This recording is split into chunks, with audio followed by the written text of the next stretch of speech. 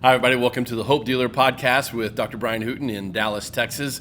Recently, we got another award. We were awarded the most outrageously wonderful podcast by none other than Manny, one of our producers.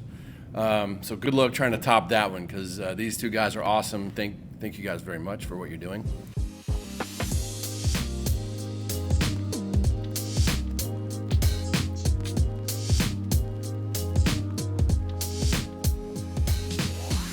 Today, we're going to talk about cholesterol. And before you switch the channel, just if you are taking a cholesterol drug, if you know somebody that's taking a cholesterol drug, this is going to expose some truth to you because those things are doing nothing but killing you. The doctors tell you to take this stuff to save your life, when in reality, it's doing nothing but making you sicker. I'm going to show you that. I'm going to explain it. You know, when it comes to this truth thing, I learned truth just this past Saturday. I turned 53 years old, and the truth is that's going to happen every year. I'm going to get a year older. I can deny that all I want. I can ignore it. I can put my head in the sand like an ostrich, but it is going to happen. I'm giving you a reality check if you're taking a cholesterol drug, or if you just want to prevent heart disease and understand this role that cholesterol has in your body.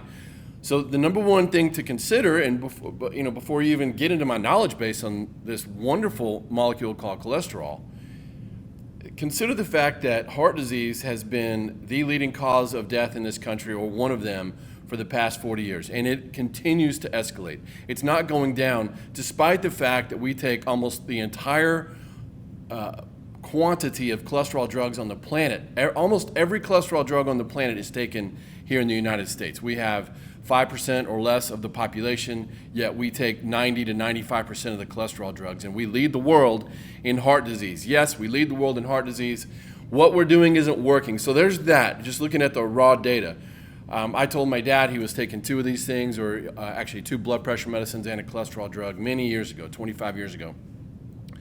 And I just told him that, and he says, "You mean I'm better off if I don't do anything about it?" And I said, "Well, yeah, that's one way to look at it. You're better off not doing anything than taking a cholesterol drug." So listen, I'm not here to give you medical advice. I'm here to give you the truth about cholesterol drugs. So that's what this is about. Do people come in here with high blood pressure and high cholesterol? Do they take themselves off of cholesterol drugs and blood pressure medicine? Absolutely. Am I telling them to? No. I wouldn't do that. My job is to guide you on how to be healthy. And here's the truth. So cholesterol drugs are doing nothing but killing part of your liver.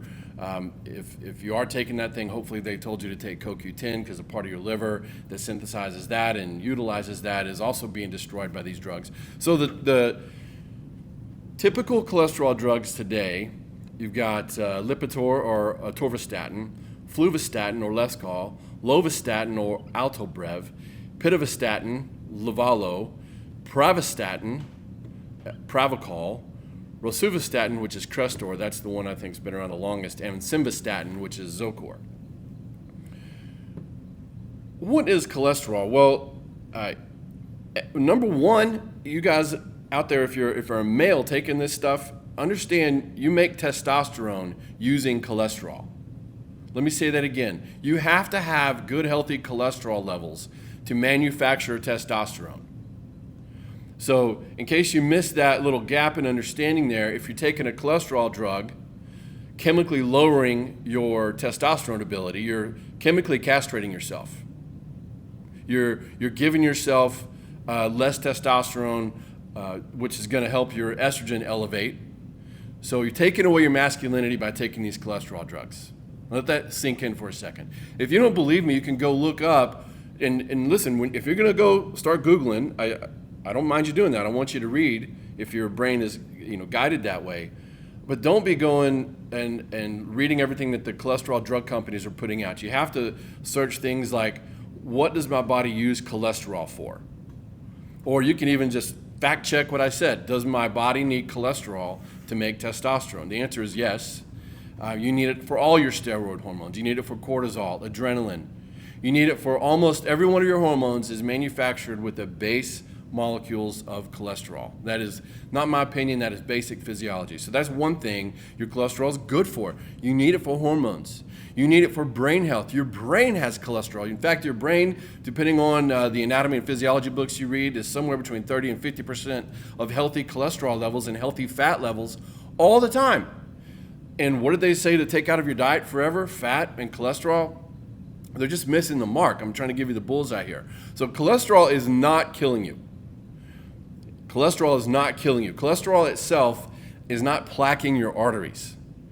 In fact, if you go back and find the original research about these, the people that were doing the autopsies and studying clogged arteries and atherosclerosis and that kind of thing, they originally saw these arteries full of cholesterol, and they just assumed that the cholesterol was the problem. That is not it. I want to do a good job of connecting that dot for you, connecting those dots for you. So if you have plaque in your arteries, what's happened is that you have been damaging yourself.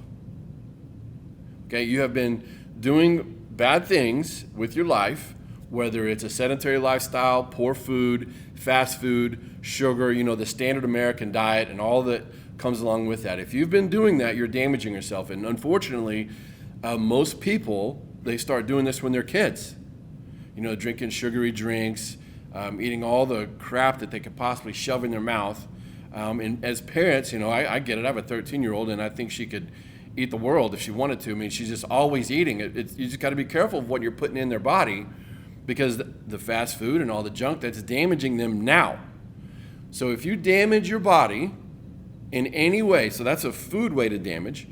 I broke both arms years ago, showing off for a girl, water skiing. I learned another truth: don't show off and do things aren't smart. But I broke both arms at the same time, and that's another type of damage, right? So you got food damage, you've got a physical trauma type damage, if you ever sprained an ankle, that kind of thing. Whenever you have damage like that, your brain, through a series of nerves, communicates through your spine to your liver and tells your liver to start sending out cholesterol in your body to repair you. So cholesterol is needed to repair damage. That is a big one. So if you're eating a bunch of sugar and everything, you're damaging your arteries with that bad food. Your cells begin to break down. They are now damaged because you're putting garbage in. If you put garbage in, you're going to have garbage cells, you're going to have garbage arteries. You got to take responsibility. Yes, I'm saying it's your fault. It's not your parents' fault. It's not genetics. It has to do with your behavior. So if you're behaving poorly, your brain is going to send cholesterol to those parts to fix them. So in the case of hardening of the arteries and atherosclerosis, yes, your body's sending cholesterol there, but it's to repair the damage that you've been doing. That's one thing. The other thing is, if you put in a bunch of crap, then your cholesterol isn't very healthy either, and it becomes sticky. So you're just piling it on because of the damage you're doing, and then you're damaging the cholesterol, and it gets all sticky, and there you have it. Of course, you're going to get sick that way. Of course, whether you genetics or not. In my family, as long as I can remember, cholesterol was always a big issue. My grandmother was one of the earliest that had all kinds of heart disease, blood pressure, cholesterol, you name it. There was like 13 or 14 medications trying to prevent heart attacks and strokes. And she had heart attack after stroke, after heart attack after stroke, even while taking all this crap. Then just logically think about it. A medication isn't there for you to live on and save your life. It can patch you up, right? But if you live on a chemical, you're going to have other effects from that. So there's some logic thinking through all that. Wouldn't it make sense to change your behavior and get as far away from having to rely on medication as possible, and get as far away from whatever genetic tendencies you may have? Change your behavior, and wouldn't you have a better outcome? Just if you quit eating fast food, if you quit eating all the sugar, if you quit drinking all the sodas, diet sodas or otherwise, even regular sodas, if you took all that out, would you lessen your chance of getting heart disease? Of course you would. Genetics be damned, right? If I just look at my family's history, both my parents, my grandparents, all the men in my family, and I hope you guys see this, by the way, and understand I love you all dearly, my family. But the tendency is for us to get bigger, to wind up on medications, and if you talk to us long enough, everybody's saying, yeah, mom and dad had this, X, Y, and Z, blah, blah, blah. Well, I've changed everything. I don't behave the same way that my parents did or that a lot of my relatives did growing up. I changed all that a long time ago, and I have different results today. I just did a score. There's a type of scan you can do for a heart scan to test your coronary artery calcium score, and I got a 0, which is what you want. That means there's no blockage in the arteries around my heart, and I'm 53. That's pretty good. I have 0 blockage. So to sum all that up, cholesterol has a lot of benefits in your body. You need it for hormones, especially the steroid hormones like your testosterone, aldosterone, growth hormone. Especially in kids, you've got to have healthy cholesterol levels. Cholesterol itself doesn't kill you, all right? It's your behavior that causes things to plaque up in your arteries, way more than any genetics. So don't sit back and think that because your mom and dad had X, Y, and Z, that they had heart disease, that they had cholesterol problems, that you're going to have to deal with this. Change your behavior. And if you need to look into some testing, that one I mentioned is a very good one, the coronary artery calcium score. You can also do a carotid artery ultrasound. There's different places around town. You just got to look up how to look for plaquing and inflammation around your arteries. Those things are there.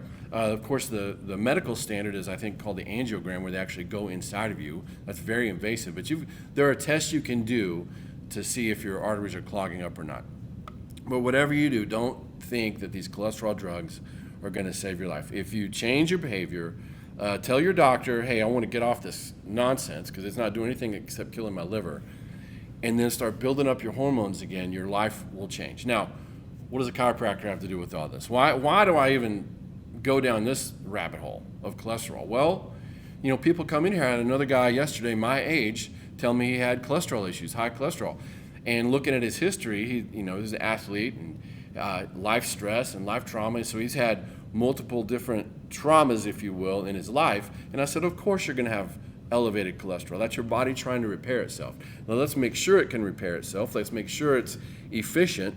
And that's what your spine does. So your brain and your spine control all of that. That regulates everything. Yes, your brain is regulating your cholesterol through a series of nerves talking to your liver, right? If you damage, like I said, when I broke my arms, immediately my brain sent a signal to my liver, hey, start sending cholesterol out to start patching up this guy's bones because he was an idiot showing off for those girls. You gotta have healthy cholesterol and a healthy flow between your brain and your body. So when you get adjusted regularly, that opens up the flow, if you will, in the spine so your body can operate like it's supposed to.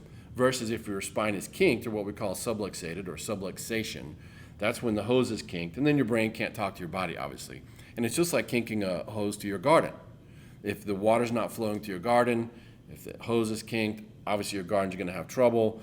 Well, then you go to the doctor, and then they just start drugging you and drugging you and drugging you. That's not going to work out. It doesn't work for anybody. The best thing you can do is get your spine flowing, change your behavior, which will show you how to do that. Listen, if you're in the North Texas area, anywhere, we're at my offices at Beltline and the Tollway, very close, right in the middle of everything here in Addison, far north Dallas. I have people driving in here from Midland, Texas. I've had people drive in from Austin, all over the state. But if you're in the North Texas area, come find us. You can go online and look at our website, drhooten.com. If you find us on Instagram, Hooten Family Healing Center, you can see some of those outrageous adjustments that we do. We have a lot of fun in here, but it's all based on helping you get well. So if you need help, if you want to change your life and get to where your future looks brighter physically, then reach out to us and we'll help you. And if you don't live in the area, you can still reach out to us and we'll help you find someone. I've got a network of about 350 chiropractors all around the country that do what we do, and we know the good ones. drhooten.com. Remember, drugs are bad, God is great, and so are you. Talk to you next time.